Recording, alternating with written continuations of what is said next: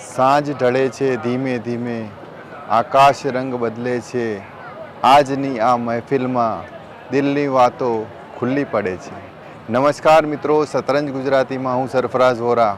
આજે આપણે આવી ગયા છીએ અર્બન બિસ્ટ્રોમાં, જ્યાં ઇફતાર બેઠક જેનું આયોજન કર્યું છે ટાફ અને યુબી એટલે કે અર્બન બિસ્ટ્રો દ્વારા. આજે અર્બન બિસ્ટ્રોના આંગણે શબ્દોની મહેફિલ સજી છે. કવિ સંમેલનની આ સાંજમાં જ્યાં હૃદયના તાર તૂટે છે અને શબ્દો ફૂલ બનીને વરસે છે, ત્યારે ગુજરાત વિધાનસભામાં આજે સમાનતાનો એક કાયદો યુનિફોર્મ સિવિલ કોડ 2026 લાગુ કરવામાં આવ્યો. ચાલો આપણે પહેલાં કવિતાના રંગમાં રંગાઈએ, પછી સમાચારની વાત કરીએ.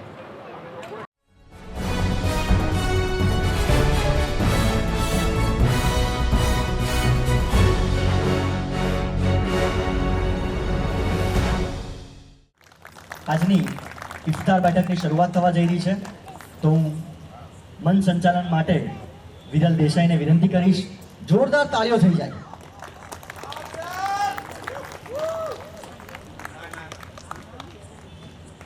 વિરલ દેસાઈ.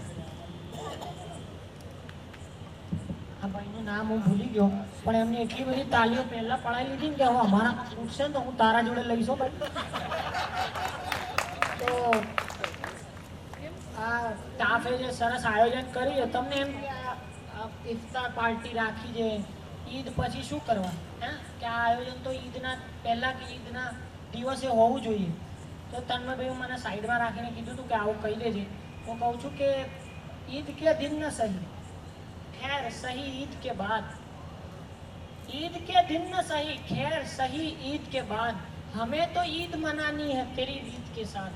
એટલે જ્યાં બધા ભેગા થાય એ દિવસે ઈદ છે, હે ને આપણા માટે. તો તમને પેલા સાબુદ્દીન રાઠોડ એમ કહે ને કે તમને એવું હશે ને કે આ શું બોલશે, પણ એ અડધી જ વાત છે. અમને બી ખબર છે કે અમારે શું બોલવાનું. એમાં સાબુદ્દીન ભાઈ એવું કહેતા હોય કે મને નહીં ખબર, પણ અમે હું તો લખીને આવ્યો છું. અને હવે આમાં જો કવિતા સાંભળતી વખત તમારે એવું માની લેવાનું, ક્યારેક ક્યારેક તમને થશે કે આ ના સમજાયું, બરાબર, પણ હું તમને એવી ખાતરી આપું છું કે સારું જ છે. તમારે તાલી વગાડી લેવાની 2 લાઈન પછી, બરાબર. તો અમે શું કરવાના, દુષ્યંત કુમારના શેરથી શરૂ કરું કે મેં जिसे ओढ़ता बिछाता हूँ वो गजल आपको सुनाता हूँ. પણ રાજેન્દ્ર શુક્લ શું કે ગુથાઈ ગાણે ગઝલ કહું છું, તરલ તરાણે ગઝલ કહું છું, તમે કહ્યું કે કહો તો કહું છું. તન્મભાઈ તમે કહ્યું કે કહો તો કહું છું, હું ક્યાં પરાણે ગઝલ કહું છું. પણ એ ગઝલમાં તમારે શું કરવાનું છે કે ક્યા બાત બહોત અચ્છે, ક્યા બાત બહોત અચ્છે ये बात વગર નહીં થાય. क्या बात बहुत अच्छे ये बात वगर नहीं થાય. મહેફિલનો ખરો જલસો દાદ વગર નહીં થાય. મહેફિલનો ખરો જલસો દાદ વગર નહીં થાય. ને તમને ભીંજવવા છે, પોતે ભીંજાવવું છે. તમને ભીંજવવા છે, પોતે ભીંજાવવું છે, પણ તાળીઓના મોંઘા વરસાદ વગર નહીં થાય. તો ટાફના અને યુબી જે આટલી સુંદર જગ્યા છે, એના તત્વદાન તળે જે આ મુશાયરો છે, એની શરૂઆતમાં પહેલા કવિ તરફ જવું છે. તમારે મિલિંદ એવું કે દરેક કલાકારના જીવનમાં 3 સ્ટેજ હોય. કે પહેલા કવિ મશહૂર થાય એટલે એને 10 જણ ઓળખે, પછી એ મકબૂલ થાય. મકબૂલ એટલે આમ એનું કામ વખણાય, એ એના કામથી ઓળખાય કે ફલાણાની આ ફિલ્મ છે. અને પછી છે ને એ મહેબૂબ થઈ જાય, એટલે પછી ફિલ્મને એની જરૂર હોય, એના ફિલ્મોની નહીં. તો એવા જ કલાકારને મારે રજૂ કરવા છે કે જે હવે ગુજરાતી ફિલ્મ ઇન્ડસ્ટ્રીના મહેબૂબ થઈ ચૂક્યા છે. તો ગુજરાતી ફિલ્મ ઇન્ડસ્ટ્રી આશરે 130-35 પિક્ચરો કરે છે, પણ એવી લોકવાયકા છે કે એમાં 144માં ચેતન દહિયા કામ કરે છે. તો એવા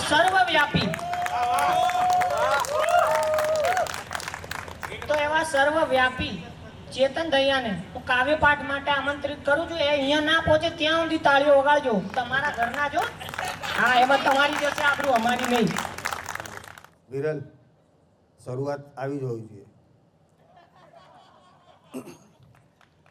તન્મયભાઈને મેં એવું કીધું હતું ફોન કરીને કે ભાઈ કવિમાં ક્યાં મારું નામ તમે લખ્યું, ના લખો યાર, અને હું શૂટિંગમાં છું, આવું ના આવું. મને કે ના ના લખાઈ ગયા બસ લખાઈ ગયા.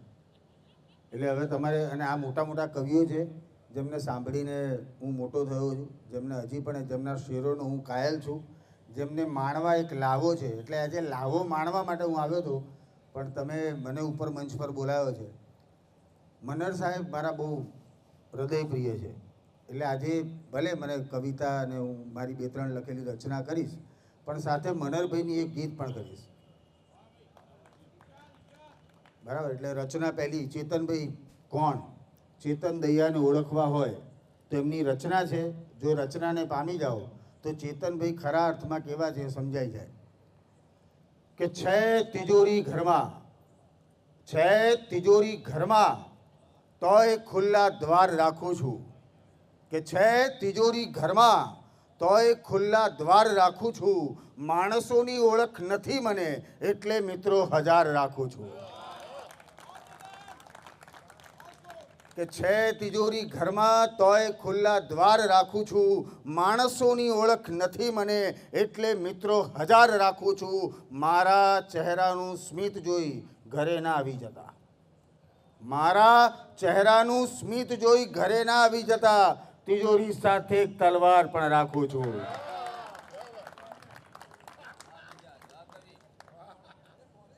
કે ખાલીપણાનું ભાન, ભાવેશભાઈ, ખાલીપણાનું ભાન મને એ દિવસ થયું, ખાલીપણાનું ભાન મને એ દિવસ થયું, મારી બાજુનું ઘર જે દિવસ ખાલી થયું. કે ખાલીપણાનું ભાન મને એ દિવસ થયું, મારી બાજુનું ઘર જે દિવસ ખાલી થયું. દુખાવો ખૂબ છે ડાભા ખભાના ભાગમાં, દુખાવો ખૂબ છે ડાભા ખભાના ભાગમાં. હું તો ત્યાંનો ત્યાં જ છું, શું અંદરથી કોઈ ચાલી ગયું? કે માન્યા હતા અમે જેને પોતાના, માન્યા હતા અમે જેને પોતાના એ પારકા થઈ ગયા. માન્યા હતા અમે જેને પોતાના એ પારકા થઈ ગયા. સુંદર દેખાતા હાથ આજે ખંજર થઈ ગયા. માન્યા હતા અમે જેને પોતાના એ પારકા થઈ ગયા. સુંદર દેખાતા હાથ આજે ખંજર થઈ ગયા. આમ તો બચી જાત હું એ જીવલેણ હુમલાથી, આમ તો બચી જાત હું એ જીવલેણ હુમલાથી, પણ મને હતી શ્રદ્ધા જેના પર એ સાવ પથ્થર થઈ ગયા.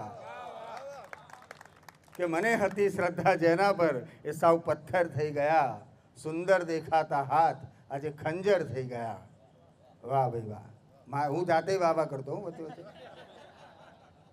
કેમ કે આ બધું છે ને. એટલે હું ભાવેશભાઈ જોડે ગયો હતો અને ભટજીને એવું કીધું કે આ કવિતાનું ગ્રામર હોય, ગા લગા લગા ગા. ભટજી મને શીખવાડો. તો ભટજીએ મને એવું કીધું કે તમે જે લખો છો ને એમાં જે વાત છે ને એ બહુ મહત્ત્વની છે, ગ્રામર મહત્ત્વનું નથી. અને એમણે કીધું પછી જ મેં લખવાનું શરૂ કર્યું. એટલે આ જેટલી પણ રચનાઓ લખાઈ છે એ બધો શ્રેય ભાવેશ ભટ્ટને ખાસ જાય છે.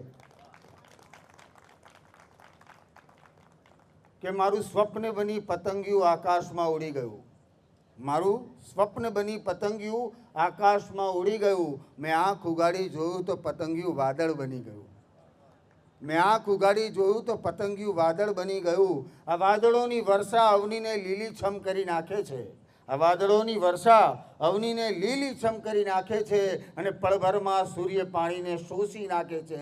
અરે કોણ જાણે કેવી રચના કરી છે આ સૃષ્ટિની, કે કોણ જાણે કેવી રચના કરી છે આ સૃષ્ટિની, કે જે બનાવે છે આજે એ જ કાલે તોડી નાખે છે.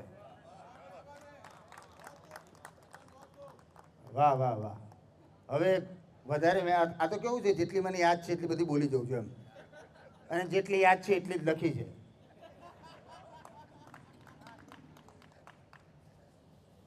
હવે મેં કીધું હતું એમ કે ખરેખર મને ગાવાનો વધારે આનંદ છે. એટલે મનર સાહેબની એક રચના, થાય સરખામણી તો ઉતરતા છીએ, થાય સરખામણી તો ઉતરતા છીએ, તે છતાં આબરૂને દીપાવી દીધી એમના મહેલને રોશની આપવા, એમના મહેલને રોશની આપવા. ઝૂંપડી પણ અમારી જલાવી દીધી, થાય સરખામણી તો ઉતરતા છીએ. પછી કેવા આ કવિ કેવા માણસ હોય, કવિ ખાસ કવિ કેવા પ્રકારના લોકો છે કે કોઈ અમને નડ્યા તો ઊભા રહી ગયા,